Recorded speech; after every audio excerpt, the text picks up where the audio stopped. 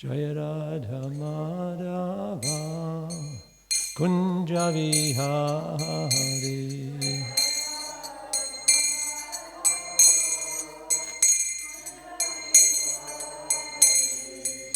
Gopi Jana Balavad Girivardhari.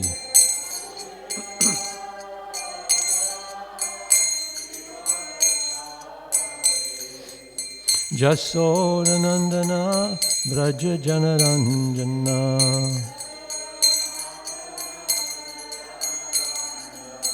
Jasodanandana Braja Janaranjana.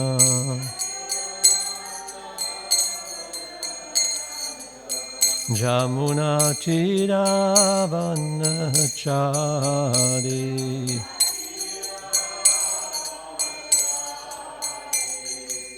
Jaya Radha Madhava Kunja Vihari.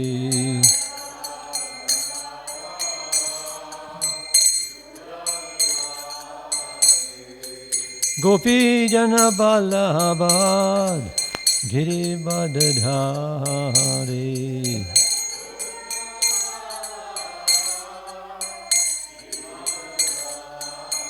Jasodanandana Braja Janaranjana.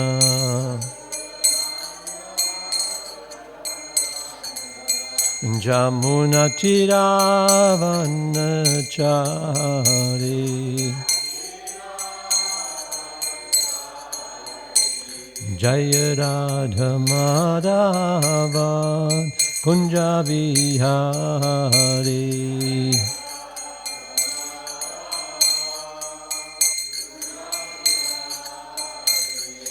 Gopi Jana Balavad Girivardhari.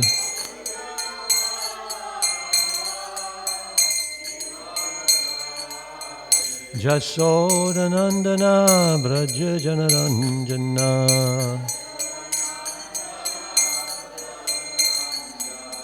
Jasodanandana Braja Janaranjana.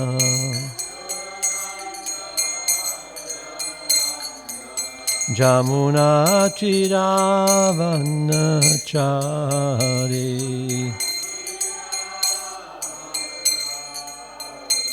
Hare Krishna, Krishna Krishna, Hare Hare, Hare Ramo, Rama Ramo, Hare Hare.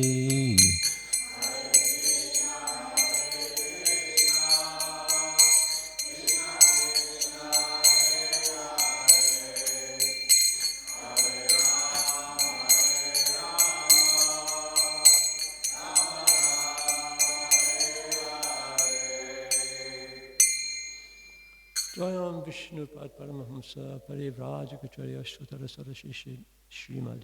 His Divine Grace Bhaktivedanta Swami Srila Prabhupada Ki Jai. Grantaraj Srimad Bhagavatam Ki Jai.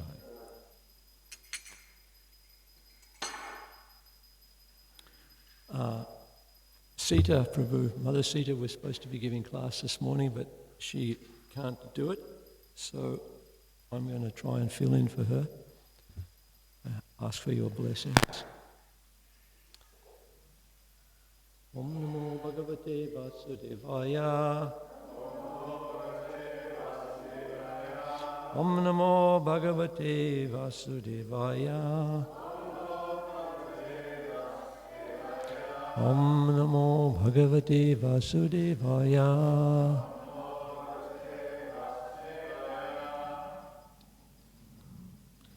So we Canto 3, Chapter 24, Text 17, we hope, on the board. Jnana Vijnana Yogena. Jnana Vijnana Yogena. Kamanam Udaranjataha. Kamanam Udaranjataha. Hiranyakesha Padmaksha Padma Mudra Padambujaha Jnana Vijnana Yogena Kamana Mudaranjata Hiranyakesha Padmaksha Padma Mudra Parambata Puja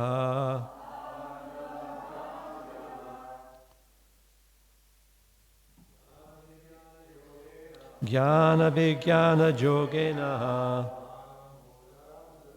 Kamanam Udaranjata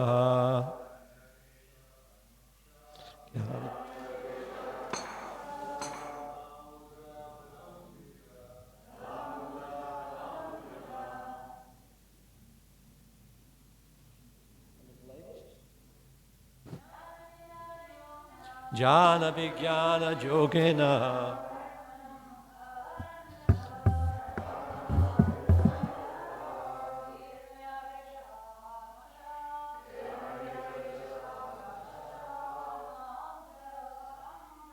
Padma Mudra Padambujaha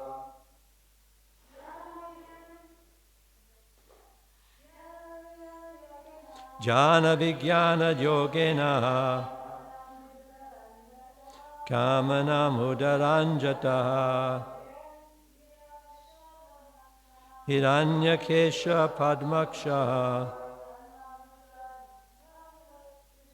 Padma Pudra Parambujaha Jnana Vijnana Yogena Kamana Mudaranjata Hiranyakesha Padmaksha Padma Mudra Padambujaha. Jnana, of scriptural knowledge, Vijnana, and application.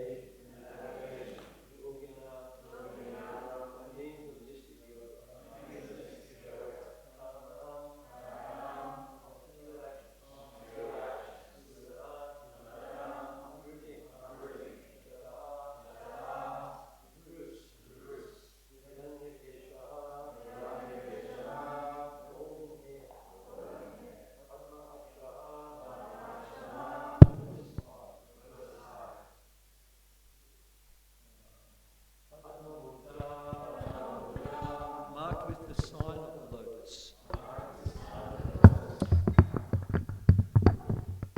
Thank you. Padma Ambuja, having lotus feet. Translation by Srila Prabhupada. By mystic yoga and the practical application of knowledge from the scriptures, Kapila Muni, who is characterized by his golden hair, his eyes just like lotus petals, and his lotus feet, which bear the marks of lotus flowers, will uproot the deep-rooted desire for work in this material world. Translation responsively. By mystic yoga and the practical application of knowledge from the scriptures, Kapila Muni, who is characterized by his golden hair, his eyes just like lotus petals, and his lotus feet, which bear the marks of lotus flowers, will uproot the deep-rooted desire for work in this material world. This is one of the longest sentences I think I've seen in the Bhagavatam. That's one sentence. Purport by Srila Prabhupada. In this verse, the activities and bodily features of Kapila Muni are very nicely described. The activities of Kapila Muni are forecast herein. He will present the philosophy of Sankhya in such a way that by studying his philosophy, people will be able to uproot the deep-rooted desire for karma, fruitive activities. Everyone in this material world engages in achieving the fruits of his labor. A man tries to be happy by achieving the fruits of his own honest labor. But actually, he becomes more and more entangled. One cannot get out of this entanglement unless he has perfect knowledge or devotional service. Those who are trying to get out of the entanglement by speculation are also doing their best. But in the Vedic scriptures, we find that if one has taken to the devotional service of the Lord in Krishna consciousness, he can very easily uproot the deep-rooted desire for fruitive activities. Sankhya philosophy will be broadcast by Kapila Muni for that purpose. His bodily features are also described herein. Jnana does not refer to ordinary research work. Jnana entails receiving knowledge from the scriptures through the spiritual master by disciplic succession. In the modern age, there is a tendency to do research by mental speculation and concoction. But the man who speculates forgets that he himself is subject to the 4 defects of nature. He is sure to commit mistakes. His senses are imperfect, and he's sure to fall into illusion, and he is cheating. Unless one has perfect knowledge from disciplic succession, he simply puts forth some theories of his own creation. Therefore, he's cheating people. Gyan means knowledge received through disciplic succession from the scriptures, and Vigyan means practical application of such knowledge. Kapila Muni's Sankhya system of philosophy is based on Jnana and Vigyan.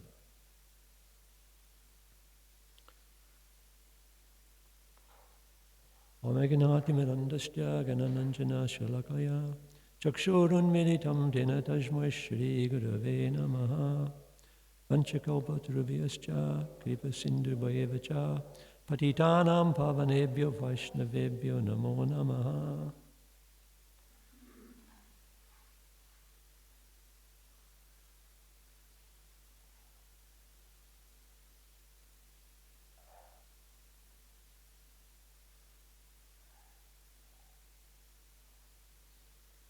So the verse we are reading this morning is actually spoken by Lord Brahma. He's forecasting what Kapila Muni's philosophy will do, the appearance of Lord Kapila, and that this philosophy will help people achieve liberation from the entanglement of the material world. So Lord Brahma, he's saying, he talks of practical application of knowledge from scriptures. Practical application of this knowledge. Lord Brahma is the father of our universe. And he's citing knowledge coming from Shastra. So even Lord Brahma is referring to authority.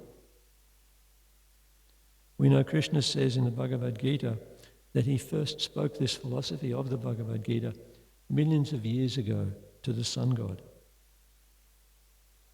So this philosophy is not something that someone has created. It has always been. We are just trying to take on some of that philosophy and repeat it. And we know in Srila Prabhupada's example, from Prabhupada's example, he was constantly citing authorities when he was preaching. And he again and again emphasized, he said, I am not making anything up. I am simply repeating what I've heard from my spiritual master and from the past acharyas. So this phrase, practical application of this knowledge that Lord Brahma says, in other words, it's up to us to try and live this philosophy.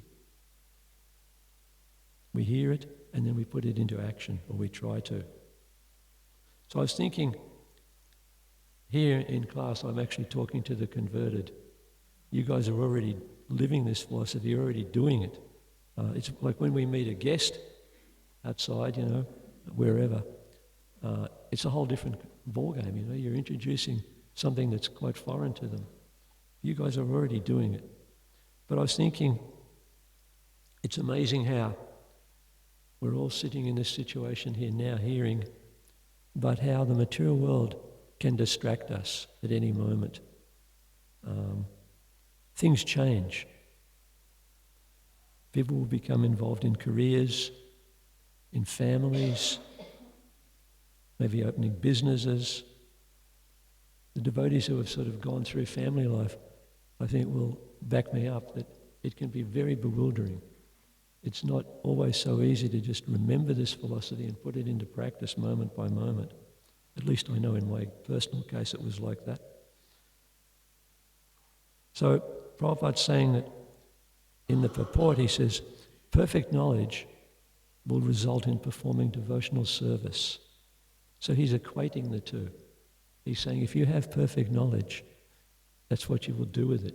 You will render loving service to the Supreme Lord. It's not a question of sitting there on your own, building up this knowledge and not doing anything with it. So we perform our activities according to our individual natures, according to our position. We have men's and women's ashrams here. We have householders.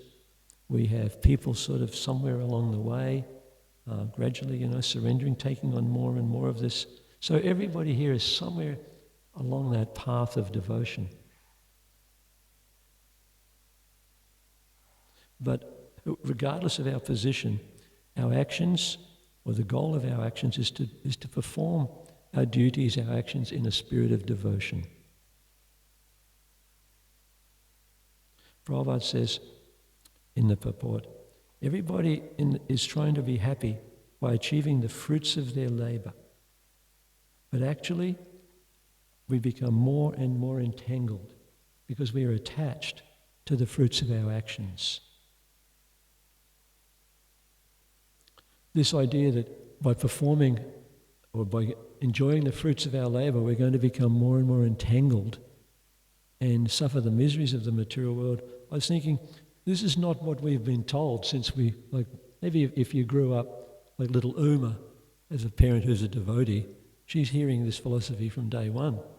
But I know in my case, for example, we were told if you study, you become qualified at something, or you start a business, or you start a family, whatever you're doing, that by these efforts you would become happy. Isn't it? That's more or less the sort of the narrative that we get in the Western world. I want to enjoy the results, the fruits of my endeavours. And ultimately, the aim of life for everyone, whatever ashram, whatever position you're in, is to be happy. Isn't it? Nobody except a mad person says, I want to be unhappy. I like being unhappy. The philosophy, the way we live our life, ultimately is to become happy. But, as Prabhupada's pointing out, people are becoming more and more entangled, actually, because they don't know the art of work. I become more and more entangled. Things don't go according to my desires. I act in a certain way, but I don't get the result that I want. And material rewards are always going to be flickering because the material world, the environment is always changing. Things are affecting us constantly in a different way. Relationships, the outcomes of our actions, it's always changing. So to get out of this entanglement, as Prabhupada sort of would always be advising us, you need perfect knowledge. And he says that perfect knowledge, if you actually imbibe it, it results in rendering devotional service, which all of you are doing. So from understanding, or whatever understanding of the Gita I have, I understand that the final outcome of my endeavours is not just up to me.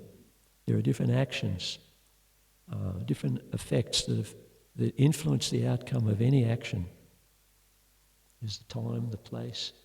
You remember any of the others, KK? You know what you said, you can. Can you give us any? You remember? No.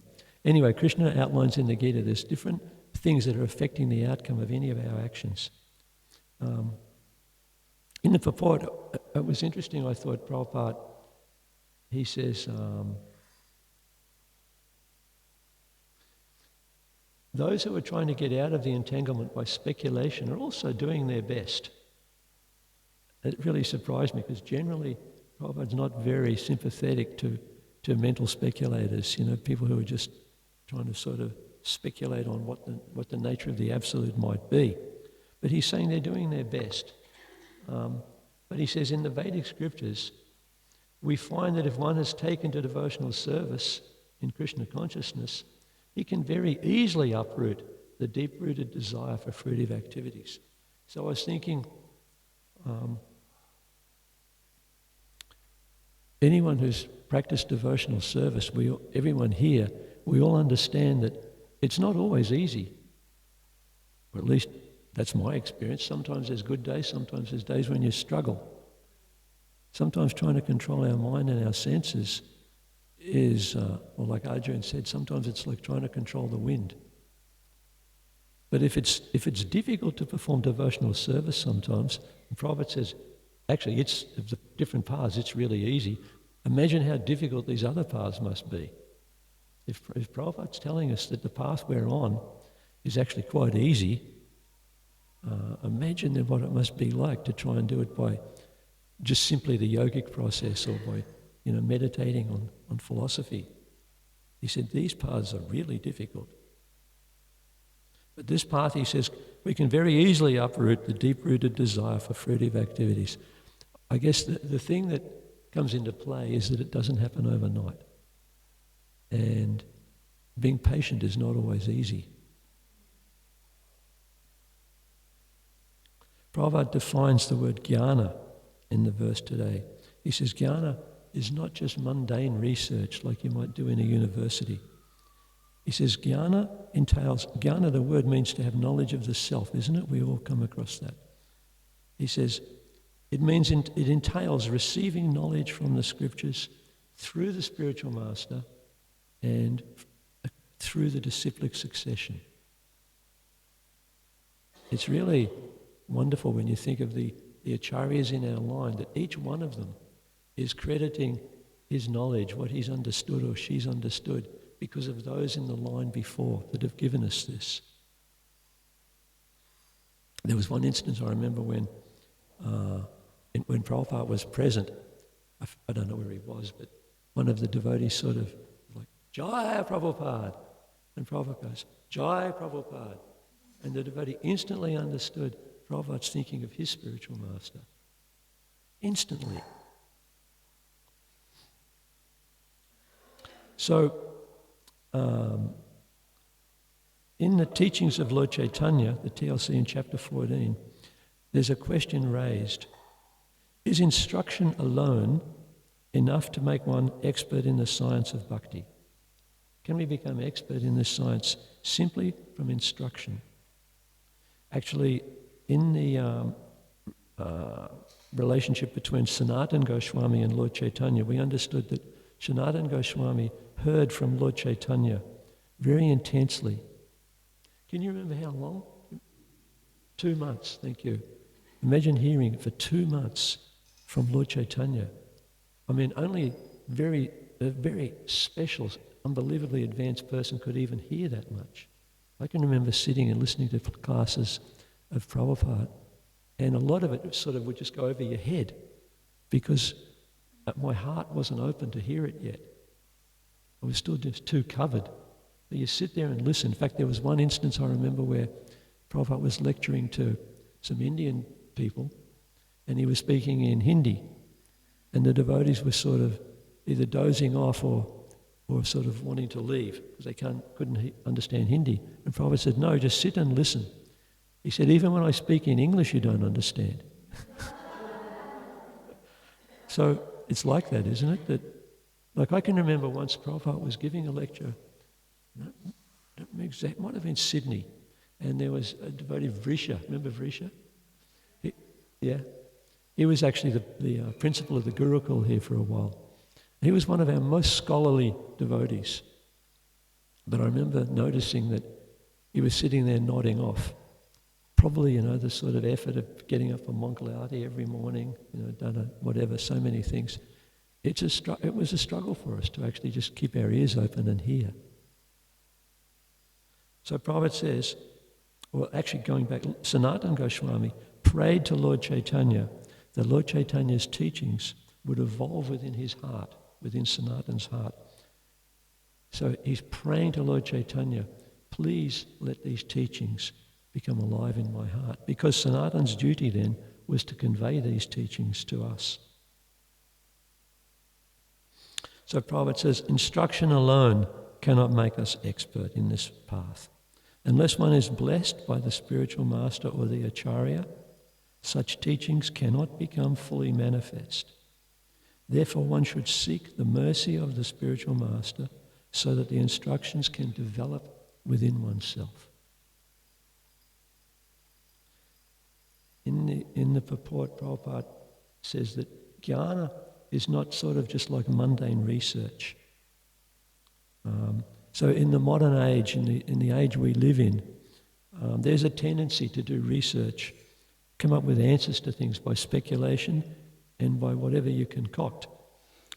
For example, on my phone the other day, this thing popped up. It was supposedly a picture from within the brain showing all these sort of neural paths. And this big heading, probably from some journalist that thinks, oh, I've got onto something here. So, and they were saying, so consciousness then, it seems like maybe consciousness is coming from the brain. But firstly, it's sort of like an unfortunate combination. The scientists will come up with some new theory, and because the journalists are always looking after something new to publish, they'll jump on it. And then they'll sort of publish it, and we get to hear it in the news as if it's like fact. So how many people saw this little post? I'm not asking you, I'm just wondering how many people outside would have saw this post that maybe consciousness is coming from our brain. That in fact, I remember reading there was some scientist in Scandinavia somewhere who won a Nobel Prize for designing an experiment to prove that the mind and the brain are two different things. He did this experiment, I don't know if I've told it already, but he did this experiment where, you know how they have those big sort of machines now where they can put you in there and they can watch your brain activity. So he would say like, okay, well think of you're going to raise your arm, let's say. And actually, your mind thinks of it before the brain is even aware, apparently. Then the brain puts into action all that areas of the brain that are to do with, physical movement. So then the experiment or the scientist said to the subject, he said, okay, now think of, I'm not going to do that. I'm not going to raise my arm. And then nothing happens in the brain. It's only in the mind. But there's no activity in the brain. So they're two different things. And my sort of limited research or understanding this stuff, the mind is just totally and utterly mysterious. It's located somewhere within the heart, but it's totally, it's not spiritual, nor is it gross matter. Anyway, so jnana, knowledge of the self, and vijnana, practical application of that knowledge, living the philosophy. I can remember hearing from one of our very early devotees, a devotee called Rabindra Swarup, who was, I mentioned to you, did you hear any of his classes yet? He was one of our he was actually studying religious philosophy at university when he met Srila Prabhupada. So, and then I remember he was studying Sanskrit and Vedic culture, things like that, from professors. Prabhupada asked him to keep studying so that he understood the academic world. But I remember him talking about how they would have a professor talking about Vedic culture, whatever, the nature of the self, whatever they're talking about. And then after the class, they would all meet to discuss, and the professor would pull out his pipe and he'd start puffing away on his pipe. Or if they would meet socially, the professor would be there drinking alcohol along with the students. So it's a cheating process, isn't it? You're not living the philosophy. You're talking about it, you're studying it, but you're not trying to live it. You're still maintaining whatever vices you have. In the teaching of Lord Kapila, which is coming up here in the later chapters, in one of Prabhupada's purports he says, those who are actually spiritually interested are called sat, or devotees, satam prasangat. He says, Sat means that which eternally exists, and Asat is that which is not eternal. Unless one is on that spiritual platform, he is not Sat. He is affected by the Asat, the changing nature of temporary things. So the Asat exists on a platform which will not exist. All those temporary things, everything in the material world is changing moment by moment. The material aspects of our body are changing as we're talking here, as we're sitting here. The body's going through a change. It's Asat. So the spirit soul exists eternally. But Prabhupada says the Asat has accepted the material world as his shelter. In other words, Asat is that temporary identity, the false identity that we've taken on. Because we have accepted the material world as our shelter. And therefore, because of that, we experience anxiety. Because the material world is just changing constantly. The source of anxiety is described as, in Sanskrit, it's called asadgrahan, the desire to enjoy matter. And it's the cause of the soul's being asat. So the soul is actually not asat, the soul itself, but because we have lost that identity of being the soul, then we become asat, or temporary. So this identification of matter with temporary things is because of our false ego, ahankara. Krishna says in the 17th chapter of the Bhagavad Gita, he says, according to the modes that we are under, the different modes of material nature, they will influence our faith. They will influence the way we see the world. The way we see the world will be of a certain, our view of the world will be of a certain type according to these modes of nature. So this is in the chapter Divisions of Faith. So Prabhupada's saying in the purport, well, Krishna says in the verse, he says, the Supreme Lord said, according to the modes of nature acquired by the embodied soul, one's faith, which is like the way we see the world, the way we act, can be of three kinds.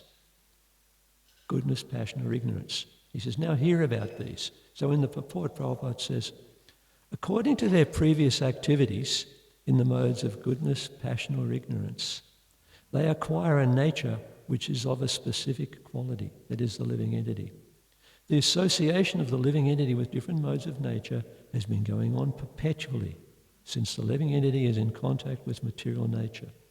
So we understand from the scripture that our contact with material nature has been going on for thousands and thousands of births. And that this conditioning that we have is so deep-rooted. Thus, the individual acquires different types of mentality according to his association with the material modes. We acquire different types of mentality according to our association with the material modes. But this nature can be changed if one associates with a bona fide spiritual master and abides by his rules and the scriptures.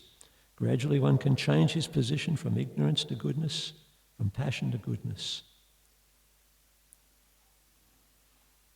The conclusion is that blind faith in a particular mode of nature, in other words, whatever it is I identify with now, if I sort of think, well, this is my nature, this is the way it's going to be, this is how I'm going to act. So he says blind faith cannot help a person become elevated to the perfectional stage. One has to consider things carefully with intelligence in the association of a bona fide spiritual master. We could add, in the association of other devotees.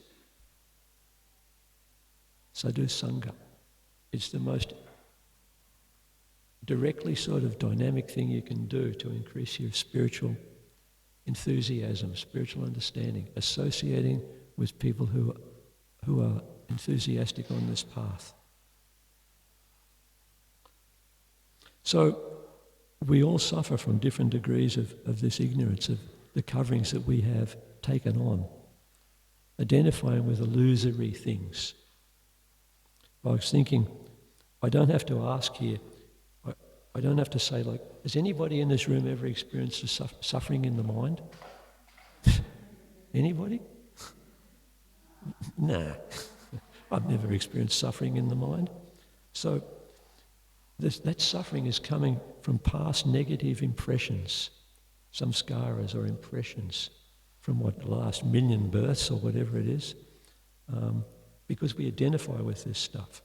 We know that this stuff in the mind is temporary. We know it's coming and going, it's flickering. We know it's illusory, theoretically, but still we suffer from it. And I was thinking actually, apparently worldwide, the use of antidepressant medication is really widespread. It's very common.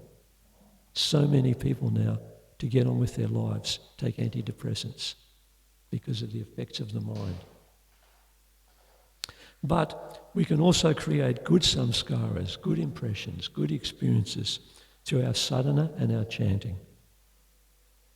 Until the ignorance that's within my heart is purified, I'm going to experience attachment and hatred, like and dislike, all according to what's in my mind, with a particular mind that I have. According to my mental state, I'll see something as attractive and something else as not, but it's all mental. Raga and vesha, attachment and dislike. While I'm on that mental platform, I'm affected by the mind's desires, attraction and rejection. But Prabhupada says, mantra, so I had to get off that platform of attraction and rejection, the mind, just flickering.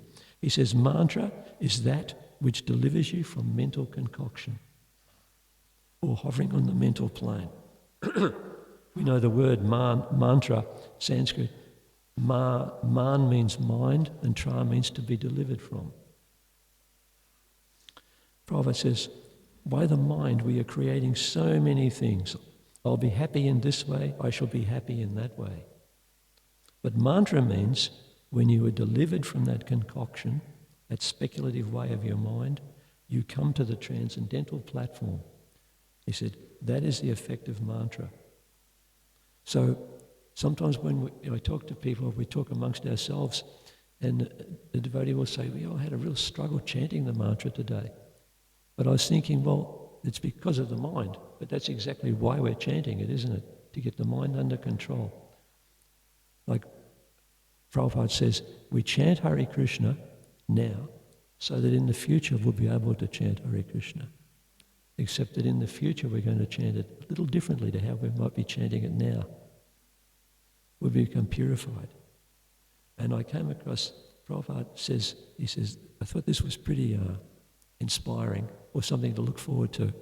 Prabhupada assures us, he says, the mind becomes calm and quiet. Isn't that sweet? That if we follow the process, the mind will become calm and quiet. I was thinking, like, all of us here are trying to follow sadhana strictly as best we can. So it could appear that people in the outside world, more materialistic people, it could appear that they're a lot freer than someone trying to follow this path. Like the sadhana of the Goswamis was described, their sadhana was described as like the lines in a stone. Their sadhana didn't move at all. Day after day, just etched it like the line in a stone. But as a materialist, it could seem on the surface, well, you do whatever seems good at the moment, huh? Whatever seems pleasurable, do it. You don't accept any restrictions to your sense enjoyment. But there's an illusion there. The visible world is deceptive, and that the freedom that materialistic people seem to have is actually, it's described as bondage. They are governed by, it's described, by countless desires embedded in their subconscious and subtle bodies.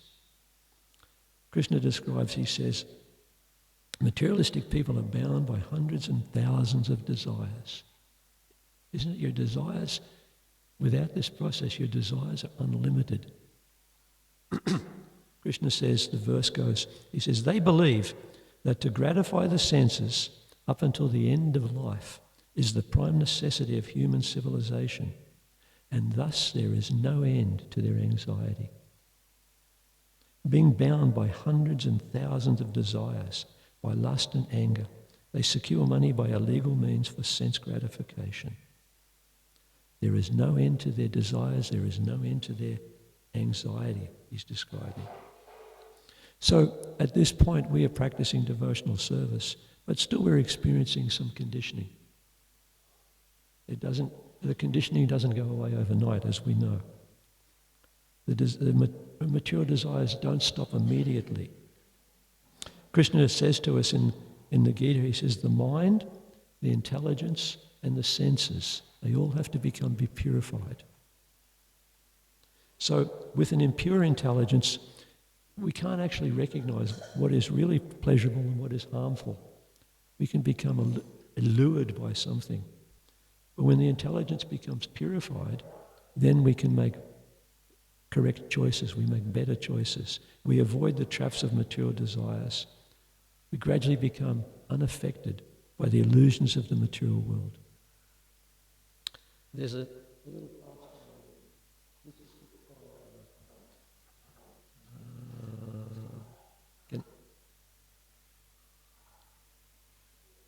who's by? Giriraj Maharaj. So there's a story in here about an early devotee. His material name was Bob Cohen, and he was in India working for the American Peace Corps as a volunteer. He later became initiated as Brahma Tirtha. So he says, I was serving not too far away, he says, near Calcutta. And he said, I saw this big poster announcing a Hare Krishna festival in Calcutta at Deshapriya Park. You know, those great big Pandal festivals that the devotees did in India to attract people in the early days. He said, I've been attracted to the Hare Krishna mantra in the West, and I was curious to see if the Hare Krishna movement was bona fide. So he said, when the program was over and Srila Prabhupada was being driven away in his car, I ran up to a devotee who had spoken, would have been Giriraj Maharaj, and he says, can I come? He says, I begged. He said, I'd really like to meet the Guru. So the devotee he spoke to said, sure, jump in, he said. So they got to where Prabhupada was staying, and he describes, he said, the room was full of mattresses with sheets over them, like the floor would be covered with sort of little low, small mattresses, and Prabhupada liked to have white sheets on the floor. And Srila Prabhupada was sitting on a cushion behind a small table. 6 or 7 Indian gentlemen were surrounding him. He said, this is Bob Cohen, the visitor. He says, I'd always thought if I ever met a guru that I would ask him all the many questions that had haunted me over the years. But he said, as I entered Srila Prabhupada's room, I couldn't remember a single question. Typical, isn't it? He says, I folded my palms and sat down nervously in front of him. Prabhupada looked at me and smiled warmly. You have some questions? He asked me in a deep but gentle voice. I said, yes, you're pushing this Hindu view, but why not Buddhism? It was a stupid question. Prabhupada asked, and Prabhupada often did this, he said, so what does the Buddha say? I didn't know what the Buddha said, but fool that I was, I had to answer. So I began to rattle off something I had read in a book about the Eightfold Mystic Path. But soon I exhausted my knowledge of the matter and felt totally deflated. At this point, actually I said, I don't know what the Buddha says. So then Prabhupada says, well, why do you want to follow the Buddha's path if you not even know what the path is? He said, why are you asking me that question? At that point, he says, I became a little humbler and I sat and listened. So that grain of humility has entered the equation. Srila Prabhupada's face broke into a broad, radiant grin. He briefly explained that Buddhism was impractical because the soul is eternal and has personality, being part and parcel of the Supreme Personality of Godhead. The soul can never be extinguished by the philosophical process of negation. Srila Prabhupada defeated me not out of a desire to establish his own erudition, but out of concern and compassion And immediately I felt great respect for him.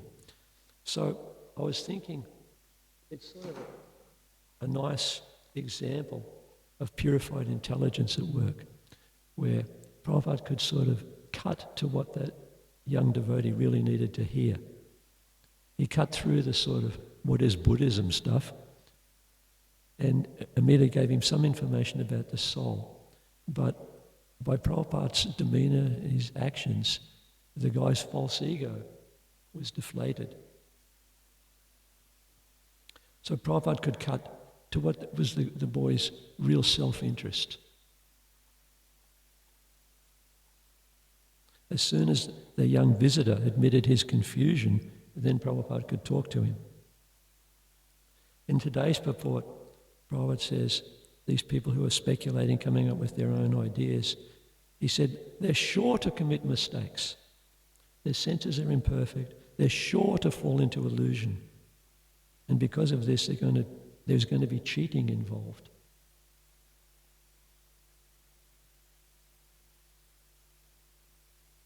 Usually, because of our false ego, this selfish identity that I have developed, it's what alienates me, what alienates us from each other. When I have that sort of selfish concept of the self, I don't connect with others very well. It's a conflict of interests. When I'm self-centered, I'm focusing on my personal interests. I become self-centered, so therefore other people become alienated from me. And these urges, pushings they come from the false ego. I noticed I'd written down in here, there's a few of these urges that we have to learn to tolerate, all stemming from the false ego. For example, even envy. I'm jealous of someone else's position. When someone else achieves something, and there's that little sort of spark within my heart that goes, yeah.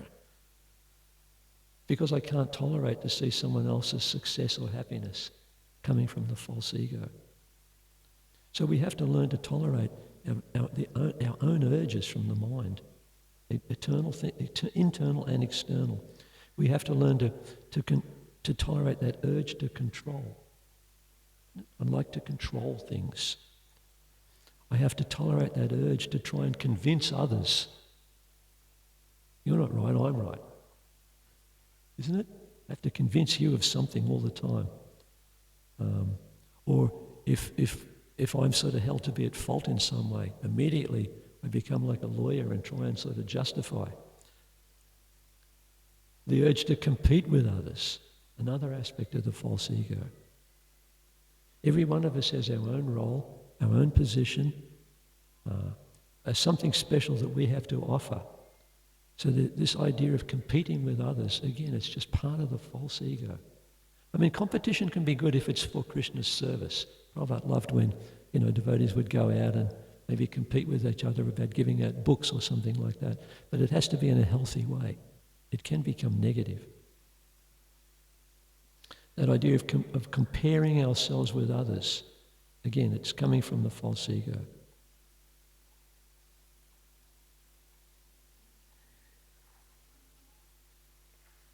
So, when we get to that point where we're not self-centered, we've all experienced it actually, when we're doing something, serving prasad, whatever it is, cleaning the temple floor, doing something for other people, we're getting a taste.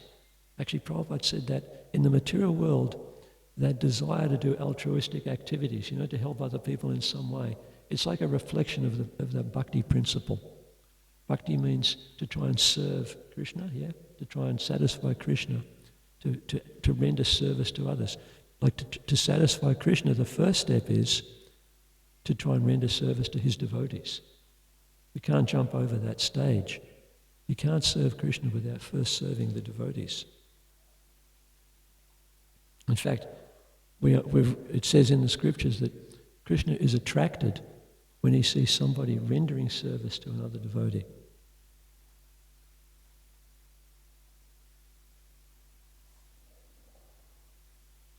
We're attached to material bodies, we're attached to matter. Although I was thinking, matter can change very quickly. Like when the spirit soul leaves the body, this body that looked so attractive very, very quickly starts to become something that is just really repulsive. It's amazing how fast that can happen. Like I remember when my mum died, I was living up here, she was living down in Coffs Harbour. So I went to the funeral home. They said, would you like to see your mum's body? I said, yes, I would. You know, she's there in the coffin. And here's my mum, you know, who I've known a whole lifetime. So I look in the coffin and I'm like, oh my God, they've got the wrong person. Because the spirit soul had left the body, it didn't look like my mum whatsoever. You know, like the nature of our face, there's all these muscles holding things in place and stuff like that.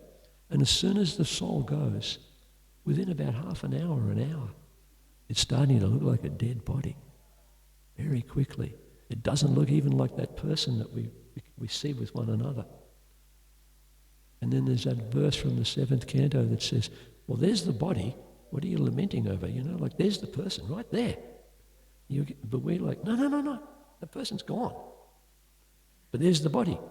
So it means then that the person has always been invisible to us, isn't it? I can see the physical form of each one of our bodies, but I can't see the person dwelling within. So that means that the spirit soul is always invisible. Prabhupada says, just like you can't actually see the wind, you can only see the byproducts. You know, you can see leaves blowing around, you can see the grass moving. So in the same way, we can see the presence of the soul by the body is animated. When we're seeing the body, there's that illustration in the old Bhagavad Gita, I don't know if it's in the newer ones, that you're actually looking at the body, it's like only one frame in a movie, that each one of our bodies used to look, you know, they're only that big, and the movie has gone on and on and on, and the body's looking like this now, and we know the movie will, depending on the moment of death, that the body's going to keep changing. So when we're looking at each other's bodies, it's like a frame in a movie, it's just a moment in time. I think I've repeated before that according to the scientists, you've got a new skin about every 2 weeks. They used to say, yeah, but the cells in the brain don't change. So therefore, you know, that must be some identity's there, you know, that stays. But actually, lo and behold, they've now discovered that even the brain cells are being refreshed. Everything's changing in the body. So the spiritual path is one of gradual development. We have to be patient and just keep applying enthusiasm. Actually, I wrote down, and we can become Krishna conscious, but actually it's better than that. It's not that we can become Krishna conscious. Prabhupada says, actually it will happen. The last time I got to see a class or hear a class of Srila Prabhupada was in Los Angeles. I happened to be working there. It was a big temple community. So Prabhupada was giving class, and he said, if you follow this process and chant and keep hearing, render service, he says, you can go back to Goloka Vrindavan in this lifetime. And then he paused and he went, I guarantee it. I'd never seen Prabhupada do that. So we have Srila Prabhupada's personal guarantee. If we just stick with it, you'll go back to Krishna. In this lifetime, he says. Thank you so much, Prabhupada. Anyone have anything they want to offer? Or any reflections? Something that I missed or something that occurred to you?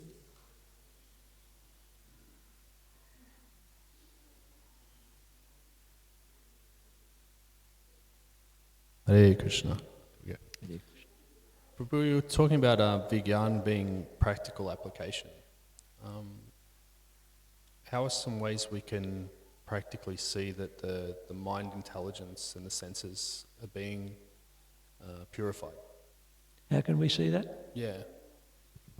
My personal experience, it's very limited, is that things that I would have just been almost like immediately attracted to in the material world, because you've heard the philosophy so many times, we've struggled to live by that philosophy. Gradually that taste just actually gets smaller and smaller, isn't it? I think devotees all experience that. that which seems so fantastic and desirable and pleasurable gradually just seems stale. And like that's that famous saying, chewing the chewed. We've tried it again and again and again. I always end up with sand in my mouth.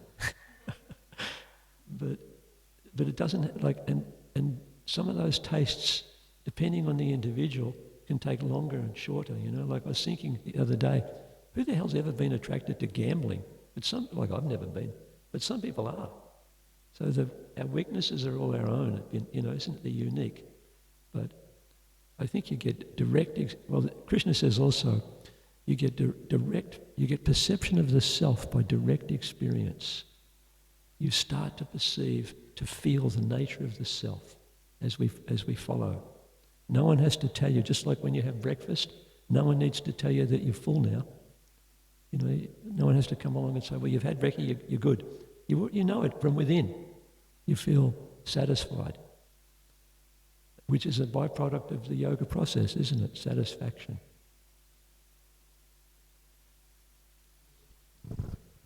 Just a very quick point of interest. That Bob you mentioned there, the piece that was struggling with questions, that book that finally came out, Perfect Question, Perfect Answers, and that's him. That was his conversation, wasn't it? So yeah, I think he found his questions eventually. He finally found the questions he wanted to ask. Anything else? Thank you so much, Prabhu. Hare Krishna. Thank you for listening.